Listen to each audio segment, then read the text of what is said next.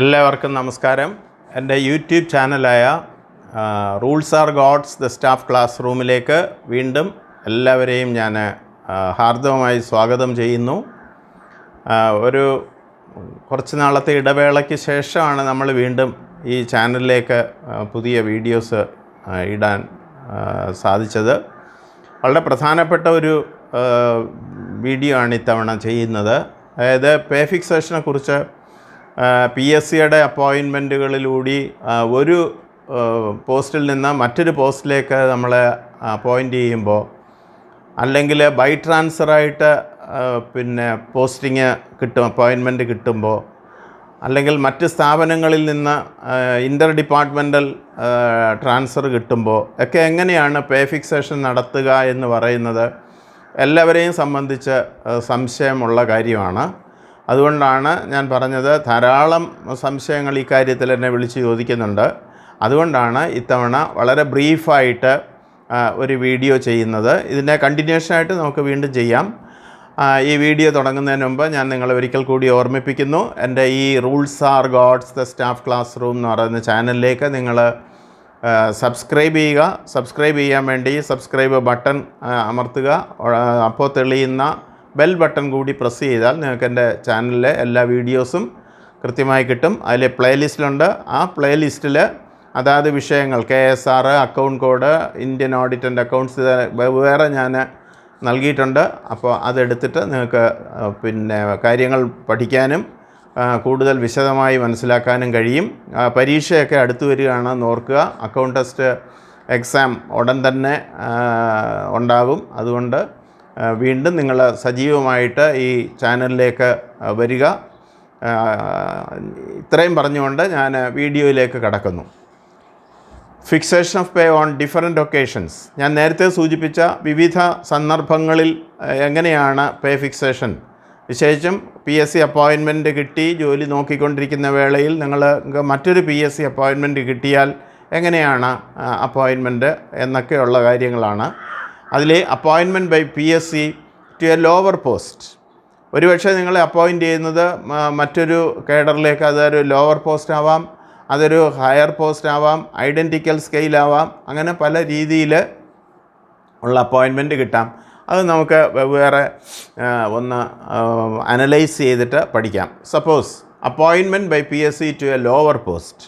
നിങ്ങളിരിക്കുന്ന ഒരു പോസ്റ്റിൽ നിങ്ങൾ ഡ്യൂട്ടി ഡിസ്ചാർജ് ചെയ്യുമ്പോൾ, അല്ലെങ്കിൽ അപ്പോയിൻമെൻറ്റ് കിട്ടിയപ്പോൾ നിങ്ങൾക്ക് PSC വഴി മറ്റൊരു അപ്പോയിൻമെൻറ്റ് കിട്ടിയെന്ന് ധരിക്കുക.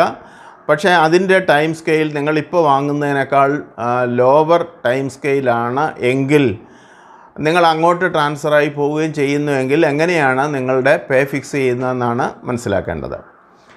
So appointment by PSC to lower post. ഒന്ന്, by direct recruitment to a lower post. എന്താ ഇനിഷ്യൽ ഫിക്സേഷൻ എങ്ങനെയാണ് നടത്തുന്നത്? In the case of officiating appointments to post on lower scales of pay by direct recruitment, the officers officiating pay in the lower time scale shall be fixed at the minimum of the scale of pay of the new post without considering his pay in the higher time scale. അതാണ്. ഇപ്പോൾ നിങ്ങളൊരു basic pay വാങ്ങിക്കൊണ്ടിരിക്കുകയാണ്, അതും അതിൻ്റെ അലവൻസസും വാങ്ങുന്നു. അപ്പോൾ നിങ്ങൾക്ക് മറ്റൊരു appointment കിട്ടുന്നു. പക്ഷേ അത് ലോവർ ടൈം സ്കെയിലിലേക്കാണ് അപ്പോയിൻമെൻറ്റ് കിട്ടുന്നത് എങ്കിൽ നിങ്ങളുടെ പേ എങ്ങനെയാണ് ഫിക്സ് ചെയ്യുന്നത്? നിങ്ങൾ വാങ്ങിക്കൊണ്ടിരിക്കുന്ന ഒരു ഹയർ പേ ആയിരിക്കാം, പക്ഷേ ഒരിക്കലും അത് നിങ്ങൾക്ക് അഡ്മിസിബിൾ ആയിരിക്കില്ല. പിന്നെ എങ്ങനെയാണ് അത് appointment in the officers officiating pay in the lower time shall be fixed at the minimum of the scale of pay of the post. ആ രണ്ടാമത് കിട്ടിയ അപ്പോയിൻമെൻറ്റിൻ്റെ ആ പോസ്റ്റിൻ്റെ ടൈം സ്കെയിലിൻ്റെ മിനിമത്തിലായിരിക്കും ആ അപ്പോയിൻമെൻറ്റ് അല്ലെങ്കിൽ പേ ഫിക്സ് ചെയ്യുക എന്ന് മനസ്സിലാക്കുക. And without considering your higher പേ. നിങ്ങൾ വാങ്ങിയ ഹയർ പേ അല്ല അവിടെ പരിഗണനയിൽ എടുക്കുന്നത്. ഇത് റൂൾ 37B ഓഫ് KSRൻ്റെ അമെൻമെൻറ്റ് വന്നിട്ടുണ്ട്. GOP 211/2005 ഇൻ ഡേറ്റഡ് 11/5/2005 അമെൻമെൻറ്റ് അനുസരിച്ചാണ് ഈ റൂള് പ്രാബല്യത്തിൽ ഇരിക്കുന്നത്. ഇനി റീഫിക്സേഷൻ. അപ്പോൾ അങ്ങനെ വന്നാൽ നിങ്ങൾക്ക് റീഫിക്സേഷന് എലിജിബിലിറ്റി ഉണ്ടോ എന്നുള്ളതാണ് അടുത്ത question. In such cases refixation is not admissible and increment is sanctioned only on completion of 1 year service from the date of joining duty in the new post. as the previous service rendered by the officer is in a different post on a higher scale of pay. ഈ രണ്ട് കാര്യങ്ങൾ ഓർക്കണം. റീഫിക്സേഷന് eligibility ഉണ്ടായിരിക്കില്ല ഇങ്ങനെയുള്ള അപ്പോയിൻമെൻറ്റിൽ. അതുപോലെ തന്നെയാണ് നിങ്ങൾക്ക് ഇപ്പം നിങ്ങളെ അപ്പോയിൻറ്റ് ചെയ്തു 1/7 വെച്ചിട്ട് അപ്പോയിൻറ്റ് ചെയ്തു എങ്കിൽ അടുത്ത 1/7 മാത്രമേ എന്ന് പറഞ്ഞാൽ on completion of 1 year you become eligible for the next increment. ഈ രണ്ട് കാര്യങ്ങളും വളരെ പ്രസക്തമാണ്, അത് മനസ്സിലാക്കുക. അടുത്തത് appointment to lower post by PSC as per special rules. അപ്പോൾ ഇത് നമ്മൾ ഒരു ഡയറക്റ്റ് റിക്രൂട്ട്മെൻറ്റിൻ്റെ കാര്യമാണ് കഴിഞ്ഞ വീഡിയോയിൽ പറഞ്ഞത്. അടുത്തത് ഒരു സ്പെഷ്യൽ റൂൾ അനുസരിച്ചിട്ടാണ് നിങ്ങൾക്കൊരു അപ്പോയിൻമെൻറ്റ് കിട്ടുന്നത്. നിങ്ങൾ പുതിയതായിട്ടുള്ള സ്ഥാപനത്തിലേക്ക് നിങ്ങൾക്ക് അപ്പോയിൻമെൻറ്റ് കിട്ടിയത് അവിടുത്തെ ഒരു സ്പെഷ്യൽ റൂളിൻ്റെ ബേസിസിലാണെങ്കിൽ എങ്ങനെയാണ് ഫിക്സേഷൻ നടത്തുക എന്നുള്ളതാണ് നമ്മൾ ഇനി ഡിസ്കസ് ചെയ്യുന്നത്. ഇനിഷ്യൽ പേ എങ്ങനെ ഫിക്സ് ചെയ്യും? Initial fixation is if the appointment to lower scales of pay is in accordance with special rules applicable to such appointment. അങ്ങനെ ഒരു അപ്പോയിൻമെൻറ്റ് കിട്ടുന്നത് നിങ്ങൾ പോകാൻ പോകുന്ന സ്ഥാപനത്തിൻ്റെ സ്പെഷ്യൽ റൂള് പരിഗണിച്ചിട്ടാണ്, അതിൻ്റെ അടിസ്ഥാനത്തിലാണ് നിങ്ങൾക്ക് അപ്പോയിൻമെൻറ്റ് കിട്ടുന്നത് എങ്കിൽ the officiating pay of the officer shall be fixed in the new scale at his officiating pay in the previous appointment and thus protection of pay is admissible. അതാണ് നേരത്തെ നമ്മൾ കണ്ടത്.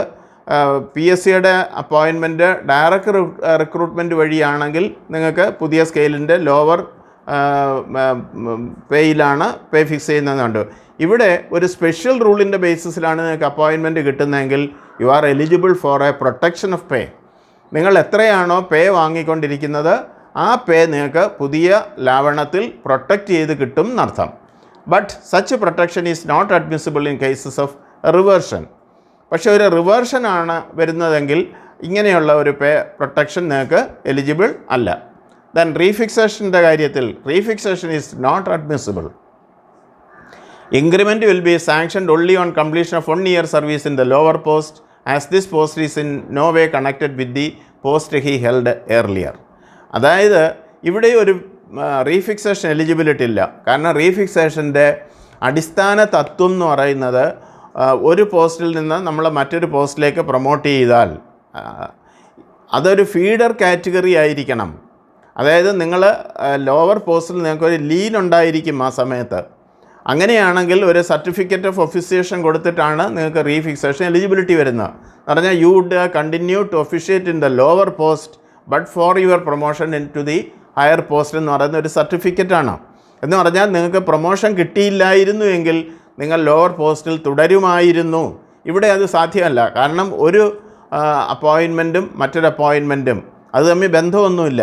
അതൊരു സ്പെഷ്യൽ റൂളിൻ്റെ ബേസിസിലോ അല്ലെങ്കിൽ PSCയുടെ ഒരു ഡയറക്റ്റ് റിക്രൂട്ട്മെൻറ്റിൻ്റെ ബേസിസിലോ ഒക്കെ വരികയാണെങ്കിൽ നിങ്ങൾക്ക് ഇവിടെ ഇതില്ലെങ്കിൽ നിങ്ങളുടെ ഫീഡർ കാറ്റഗറിയാണ് ആദ്യത്തെ പോസ്റ്റ് എന്ന് പറയാൻ പറ്റില്ല.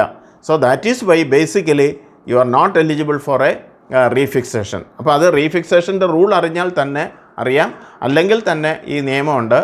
ഈ ഇങ്ങനെയുള്ള അപ്പോയിൻമെൻറ്റുകൾക്ക് റീഫിക്സേഷൻ 28A വെച്ചിട്ടുള്ള റീഫിക്സേഷന് എലിജിബിലിറ്റി ഇല്ല. പുതിയ പോസ്റ്റിൽ വന്ന് 1 വർഷം ആ പേ വാങ്ങി കഴിയുമ്പോഴാണ് നിങ്ങൾക്കടുത്ത ഇൻക്രിമെൻറ്റും ലഭിക്കുക. അടുത്തത് appointment by PSC to higher post. അപ്പോൾ മൂന്നാമത്തെ കാര്യമാണ്. ഒന്ന് appointment by PSC to a lower post. രണ്ടാമത് നമ്മളിപ്പോൾ ഡിസ്കസ് ചെയ്ത appointment by PSC to an identical or same time scale. Now here is a position where you are appointed to a higher post. നിങ്ങളിപ്പോൾ വാങ്ങിക്കൊണ്ടിരിക്കുന്ന scale of പേയേക്കാളും ഉയർന്ന ഒരു scale of പേയിലേക്കാണ് നിങ്ങളുടെ appointment വരുന്നത് എങ്കിൽ ഇനിഷ്യൽ പേ എങ്ങനെയാണ് ഫിക്സ് ചെയ്യുന്നതെന്ന് നോക്കാം. In the case of appointment by PSC to higher post, the initial pay in the higher time scale will be fixed in terms of Rule 28A. അതായത് ഇവിടെ 28A applicable ആണ്. 28A applicable എന്ന് പറഞ്ഞാൽ ഒരു promotion കിട്ടുന്നതിന് തുല്യമാണ് ഇങ്ങനെയുള്ള അപ്പോയിൻമെൻറ്റുകൾ എന്നർത്ഥം. എന്ന് പറഞ്ഞാൽ നിങ്ങൾ വാങ്ങിക്കൊണ്ടിരിക്കുന്ന സ്കെയിലിൽ നിങ്ങൾക്കൊരു നോഷണൽ ഇൻക്രിമെൻറ്റ് തരും. നിങ്ങളുടെ പേയോട് ചേർത്ത് ആ പോസ്റ്റിൽ ഒരു നോഷണൽ ഇൻക്രിമെൻറ്റ് ഒരു ഇൻക്രിമെൻറ്റ് തരും. എന്നിട്ട് പുതിയ പോസ്റ്റിലെ ടൈം സ്കെയിലിൻ്റെ നെക്സ്റ്റ് സ്റ്റേജിൽ ഫിക്സ് ചെയ്യും. സാധാരണ 28A ഫിക്സേഷൻ പോലെ തന്നെയാണ്. And you are eligible for A 28A fixation എന്ന് പറഞ്ഞാൽ ഒരു പ്രൊമോഷന് തുല്യമായിട്ട് പേ ഫിക്സ് ചെയ്യുന്ന രീതിയിലാണ് when a person is appointed from one time scale to another higher time scale by PSC. PSC വഴി കിട്ടുന്ന ഒരു നിയമനം ഹയർ ടൈം സ്കെയിലിലേക്കാണ് എങ്കിൽ നിങ്ങൾക്ക് ഒരു 28A ഫിക്സേഷന് എലിജിബിലിറ്റി ഉണ്ട് എന്നർത്ഥം. Then what about refixation? അവിടെ റീഫിക്സേഷൻ ഇനി എലിജിബിലിറ്റി ഉണ്ടോ എന്ന് പറയുന്ന ഒരു നാച്ചുറൽ ക്വസ്റ്റ്യൻ ഉണ്ട്. No refixation of pay was admissible up to 26/3/2006. അതായത് 26/3/2006 വരെ ഈ കേസുകളിൽ റീഫിക്സേഷൻ എലിജിബിലിറ്റി ഉണ്ടായിരുന്നില്ല. പക്ഷേ from 26/3/2006 the facility of exercising option was extended to cases of appointments to higher posts on the advice of the PSC. പക്ഷേ ഒരു ആനുകൂല്യം ഗവൺമെൻറ് ചെയ്തു.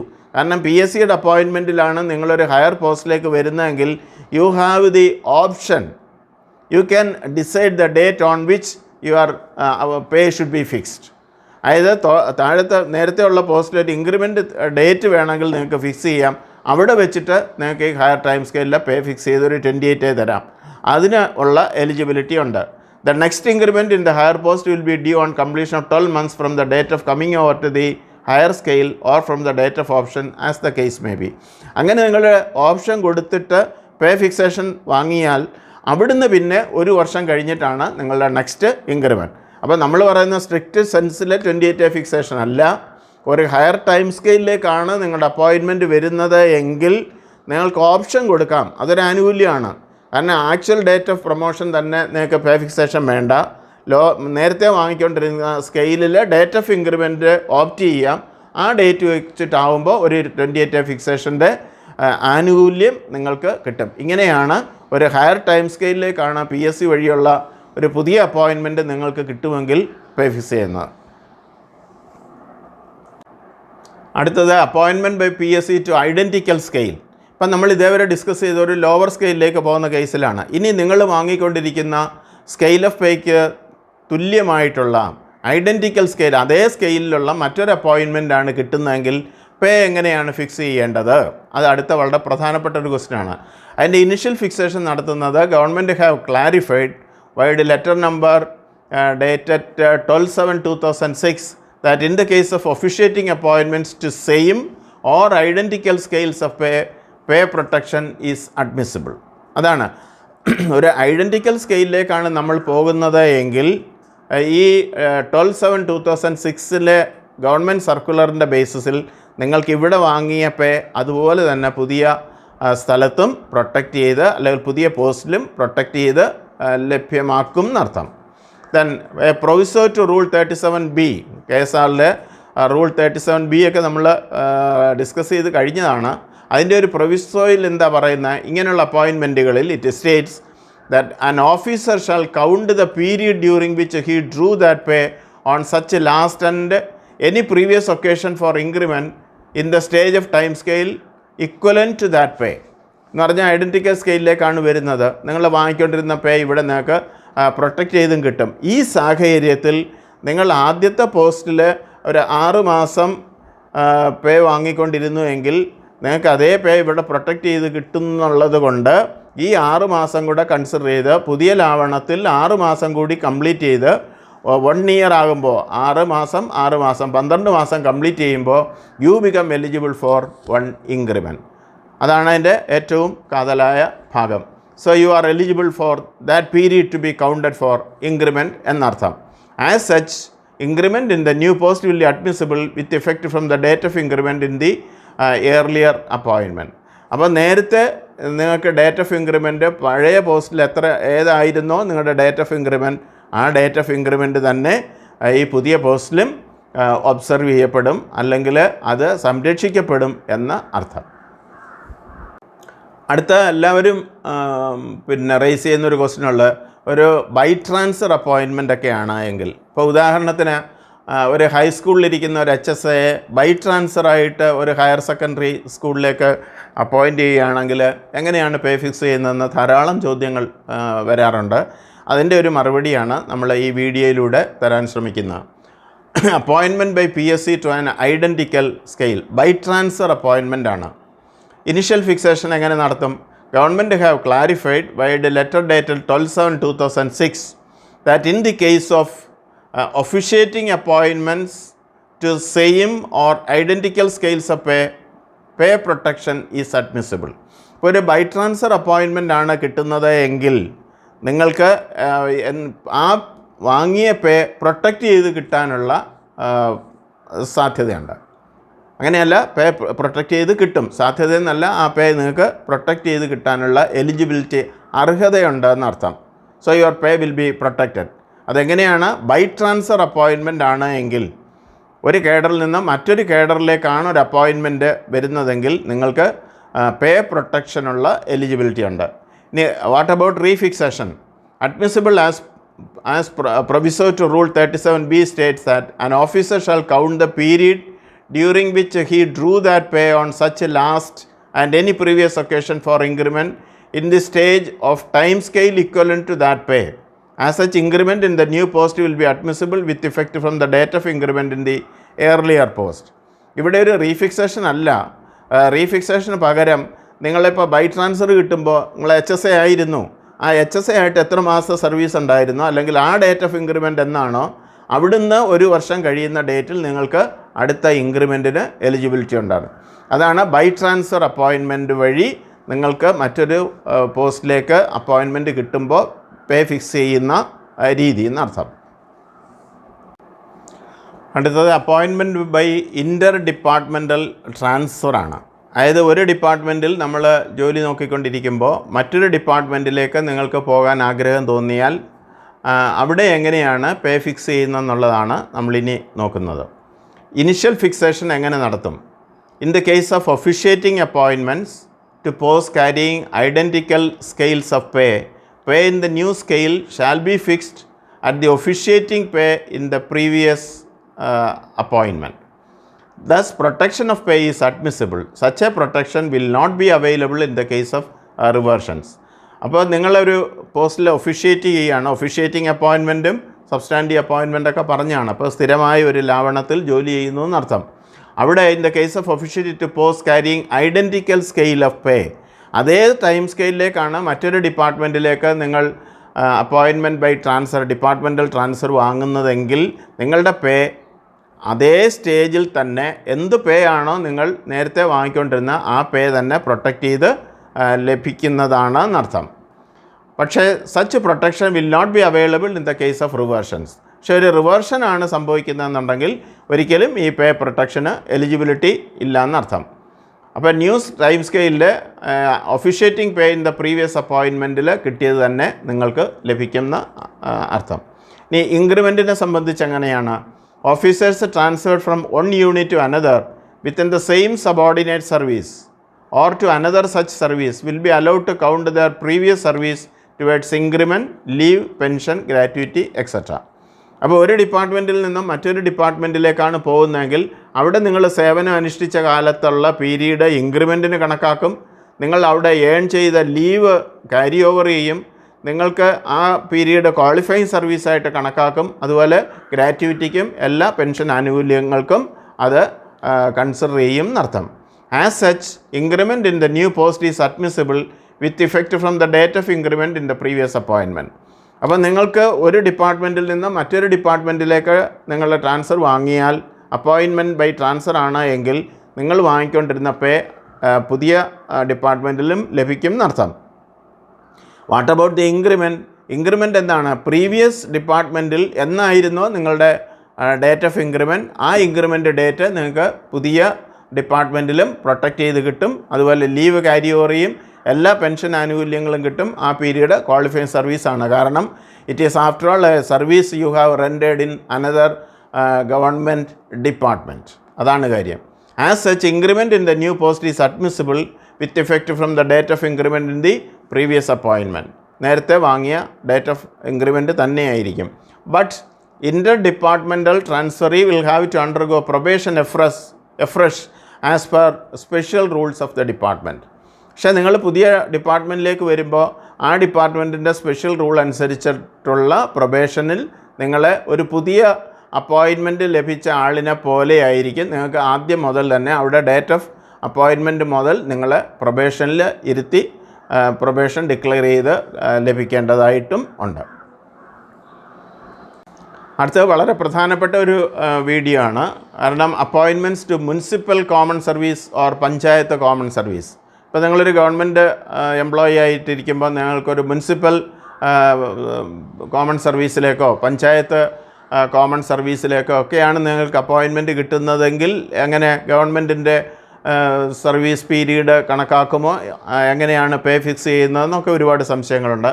അതിന് ഞാനൊരു ടേബിളായിട്ട് ഇവിടെ പ്രസൻറ്റ് ചെയ്യുകയാണ്. Nature of appointment, whether protection of pay is admissible or not, അങ്ങനെ 2 category ആയിട്ട് നോക്കാം നമുക്ക്. ഇനി ഈ nature of appointment by transfer അപ്പോയിൻമെൻ്റ് ആണ് എങ്കിൽ ഒരു മുനിസിപ്പൽ കോമൺ സർവീസിൽ നിന്നും ഗവൺമെൻറ് സർവീസിലേക്കോ അല്ലെങ്കിൽ ഗവൺമെൻറ് സർവീസിൽ നിന്ന് മുനിസിപ്പൽ ഗവൺമെൻറ് സർവീസിലേക്കോ ആണ് നിങ്ങൾക്ക് അപ്പോയിൻമെൻറ്റ് കിട്ടുന്നതെങ്കിൽ you are eligible for protection of pay.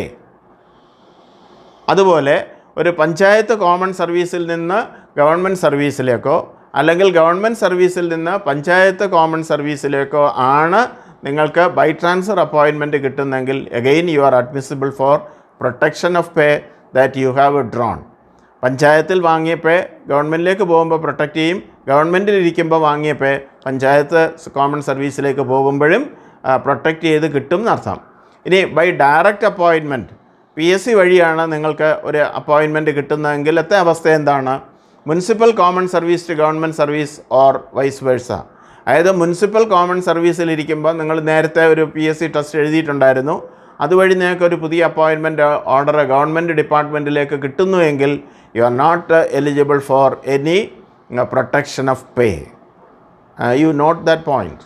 Then panchayat common service to government service up to 2/2/1987 and vice versa.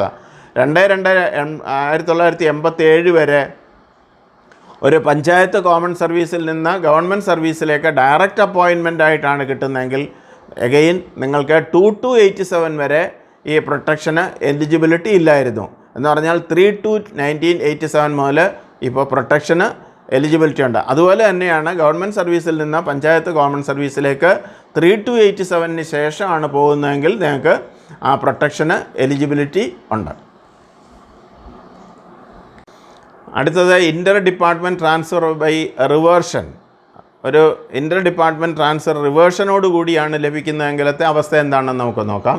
Initial fixation, protection of pay is not admissible. അപ്പോൾ നമ്മൾ ആവർത്തിച്ച് പറഞ്ഞാണ്, ഒരു റിവേർഷനാണ് ലഭിക്കുന്നതെങ്കിൽ നിങ്ങൾക്കൊരിക്കലും ഒരു പ്രൊട്ടക്ഷൻ ഓഫ് പേയ്ക്ക് എലിജിബിലിറ്റി ഇല്ല. But the notional pay arrived at the entry post will be protected. ഇപ്പോൾ നിങ്ങളൊരു LDCയിൽ നിന്ന് UDCയിൽ നിന്ന് LDCയിലേക്കാണ് നിങ്ങൾ പോകുന്നതെങ്കിൽ നിങ്ങൾക്ക് ഒരിക്കലും ഒരു UDC ആയിട്ടിരിക്കുമ്പോൾ വാങ്ങിയ പേയ്ക്ക് പ്രൊട്ടക്ഷൻ എലിജിബിലിറ്റി ഇല്ല എന്നർത്ഥം. അതേസമയം നിങ്ങളൊരു 3 വർഷം കഴിഞ്ഞിട്ടാണ് റിവേർഷൻ വരുന്നതെങ്കിൽ LDC ആയിട്ട് ഇരുന്നിരുന്നു എങ്കിൽ നിങ്ങൾക്ക് എത്ര പേ കിട്ടുമായിരുന്നു? നോഷണലായിട്ട് അറൈവ് ചെയ്യും, 3 വർഷത്തെ ഇൻക്രിമെൻ്റ് വരും. ആ പേ നിങ്ങൾക്ക് പ്രൊട്ടക്റ്റ് ചെയ്ത് കിട്ടും എന്നർത്ഥം. അത് ക്ലിയറായിട്ട് നിങ്ങൾക്ക് മനസ്സിലാക്കേണ്ടതായിട്ടുണ്ട്. This is the pay the officer would have drawn, വാങ്ങുമായിരുന്ന pay, had he continued in the entry post without any promotion. LDC ആയിട്ട് തന്നെയാണ് ഇരുന്നതെങ്കിൽ ആ 3 വർഷത്തേക്കോ അല്ലെ 2 വർഷത്തേക്കോ നിങ്ങൾക്ക് എത്ര പേ കിട്ടുമായിരുന്നോ ആ പേ പ്രൊട്ടക്റ്റ് ചെയ്ത് കിട്ടും എന്നാണ് ഈ പറയുന്നതിൻ്റെ അർത്ഥം. For example, if A UDC in one department gets appointment as LDC in another department. നിങ്ങൾ UDC ആയിട്ട് ഇരിക്കുമ്പോഴാണ് മറ്റൊരു അപ്പോയിൻമെൻറ്റ് വഴി വേറൊരു ഡിപ്പാർട്ട്മെൻറ്റിലേക്ക്, നിങ്ങൾക്ക് ഇഷ്ടപ്പെട്ട മറ്റൊരു ഡിപ്പാർട്ട്മെൻറ്റിലേക്ക് ഒരു അപ്പോയിൻമെൻറ്റ് LDC ആയിട്ട്, പക്ഷേ നിങ്ങൾ അങ്ങോട്ട് പോകാനാണ് ആഗ്രഹിക്കുന്നതെന്ന് സങ്കല്പിക്കുക. അങ്ങനെയാണെങ്കിൽ പേ എങ്ങനെ ഫിക്സ് ചെയ്യും? നിങ്ങൾക്ക് ഒരിക്കലും പേ പ്രൊട്ടക്ഷൻ കിട്ടില്ല, കാരണം ഹയർ പോസ്റ്റിൽ നിന്ന് ലോവർ പോസ്റ്റിലേക്കാണ് പോകുന്നത്. അപ്പോൾ നിങ്ങളിവിടെ 2 വർഷം കഴിഞ്ഞിട്ടാണ് നിങ്ങൾ റിവേർഷനായിട്ട് പോകുന്നത്. നിങ്ങളുടെ UDC പോസ്റ്റ് കളഞ്ഞിട്ട് നിങ്ങൾ LDC ആയിട്ട് പോവുകയാണ്. അങ്ങനെയാണെങ്കിൽ എങ്ങനെയാണ് പേ ഫിക്സ് ചെയ്യുന്നത്? അപ്പോൾ ഈ 2 വർഷം നിങ്ങൾ UDC ആയിട്ടിരുന്ന 2 വർഷം നിങ്ങൾ LDC ആയിട്ടിരുന്നിരുന്നു എങ്കിൽ എങ്ങനെയായിരുന്നു ഓരോ ഇൻക്രിമെൻറ്റും വെച്ചിട്ട് നിങ്ങളുടെ പേ ആ സമയത്ത് അറൈവ് ചെയ്യാൻ പറ്റുന്നത്? ആ LDCയിലെ പേ നോഷണലായിട്ട് അറൈവ് ചെയ്ത് നിങ്ങൾക്ക് തരും എന്നർത്ഥം. So towards increment and to another service will allowed to count their previous service for example in another and his pay will be regulated as if he had continued as LDC and the pay thus regulator will be protected. അപ്പോൾ അങ്ങനെ ആ regulate ചെയ്തുകൊണ്ട് വന്ന് നിങ്ങളുടെ പേ protect ചെയ്ത് തരും എന്ന അർത്ഥം. മനസ്സിലായി കാണുമെന്ന് ഞാൻ വിശ്വസിക്കുന്നു. ഇനി ഇൻക്രിമെൻറ്റിനെ സംബന്ധിച്ച് എങ്ങനെയാണ്? Officers transferred from one unit to another unit within the same subordinate service. LDC UDC പോലെ തന്നെ എന്ന് സങ്കല്പിക്കുക. ഓഫീസർ വൺ യൂണിറ്റിൽ നിന്ന് മറ്റൊരു യൂണിറ്റിലേക്ക് സെയിം സബോർഡിനേറ്റ് സർവീസിലേക്കാണ് നിങ്ങൾ ട്രാൻസ്ഫർ ചെയ്യുന്നതെങ്കിൽ or to another such service will be allowed to count their previous service towards increment, leave, pension, gratuity, etc. അപ്പോൾ നിങ്ങളിപ്പോൾ UDC ആയിട്ടിരുന്ന കാലത്തെ ആ പീരീഡ് പിന്നെ നിങ്ങൾക്ക് ഏൺ ചെയ്ത ലീവ് കിട്ടും, അത് ഇൻക്രിമെൻറ്റിന് കണക്കാക്കും, അത് എല്ലാ പെൻഷനറി ബെനിഫിറ്റ്സിനും ആ പീരീഡ് കണക്കാക്കും. Then increment in the new post is admissible with effect from the date of increment in the previous appointment. അവിടെ നിങ്ങൾ പ്രീവിയസ് അപ്പോയിൻമെൻറ്റിൽ എന്നായിരുന്നോ നിങ്ങളുടെ ഡേറ്റ് ഓഫ് ഇൻക്രിമെൻറ്റ്, ആ ഡേറ്റ് ഓഫ് ഇൻക്രിമെൻറ്റ് തന്നെ ഈ താഴത്തെ പോസ്റ്റിലും നിങ്ങൾക്ക് അഡ്മിസിബിൾ ആണെന്നർത്ഥം. His previous appointment will be treated as the entry post. നേരത്തെ ഇരുന്ന പോസ്റ്റ് നിങ്ങളുടെ എൻട്രി പോസ്റ്റായിട്ടായിരിക്കും കണക്കാക്കപ്പെടുക എന്നർത്ഥം. As the appointment involves a reversion to the entry post. അപ്പോൾ നിങ്ങൾ ഒരു റിവേർഷൻ കിട്ടിയതിന് തുല്യമായിട്ടുള്ള രീതിയിലാണ് ആ പേ ഒക്കെ റെഗുലേറ്റ് ചെയ്യുകയും നിങ്ങളുടെ ക്വാളിഫയിങ് സർവീസൊക്കെ കണക്കാക്കുകയും ചെയ്യുന്നത്. He will have to undergo probation afresh. പക്ഷേ നിങ്ങളൊരു മറ്റൊരു ലവണത്തിലേക്ക് പോകുമ്പോൾ അവിടെ നിങ്ങൾ ആദ്യം മുതൽ ഒരു പ്രൊബേഷനിൽ നിങ്ങളെ ഇരുത്തുകയും പ്രൊബേഷൻ പീരീഡ് കണക്കാക്കിയിട്ട് ഇൻക്രിമെൻ്റൊക്കെ തരികയും ചെയ്യും. ഇതാണ് ഇൻ്റർ ഡിപ്പാർട്ട്മെൻറ്റൽ ട്രാൻസ്ഫർ ബൈ റിവേർഷനാണ് എങ്കിൽ പേ റെഗുലേറ്റ് ചെയ്യുന്ന രീതി. ഇപ്പോൾ ഇതോടുകൂടി ഇന്നത്തെ ഈ ഡിസ്കഷൻ ഇവിടെ ഞാൻ അവസാനിപ്പിക്കുകയാണ്. ഇനി ഇത് കണ്ടിന്യൂസ് ആയിട്ട് കുറച്ച് ഇമ്പോർട്ടൻ്റ് പോയിൻറ്റ്സ് കൂടിയുണ്ട്. കുറച്ചൊരു മനസ്സിരുത്തി മനസ്സിലാക്കേണ്ട വിഷയമായതുകൊണ്ട് ഇവിടെ നിർത്തുന്നു. ഇനി സെൻട്രൽ ഗവൺമെൻറ്റിൽ നിന്ന് സ്റ്റേറ്റ് ഗവൺമെൻറ്റിലേക്ക്, സ്റ്റേറ്റ് ഗവൺമെൻറ്റിൽ നിന്ന് സെൻട്രൽ ഗവൺമെൻറ്റിലേക്ക്, KSEBയിലേക്ക്, മറ്റ് പബ്ലിക് സെക്ടർ അണ്ടർടേക്കിങ്സിലേക്കൊക്കെ പോകുമ്പോൾ എങ്ങനെയാണെന്നുള്ള ക്വസ്റ്റ്യൻസും ധാരാളമായി വരുന്നുണ്ട്. അത് നമുക്ക് മറ്റൊരു വീഡിയോയിൽ ചെയ്യാം. So thank you for your valuable time. Continue to subscribe my channel, and I thank you for the support you continue to give me. Thank you very much. Take care.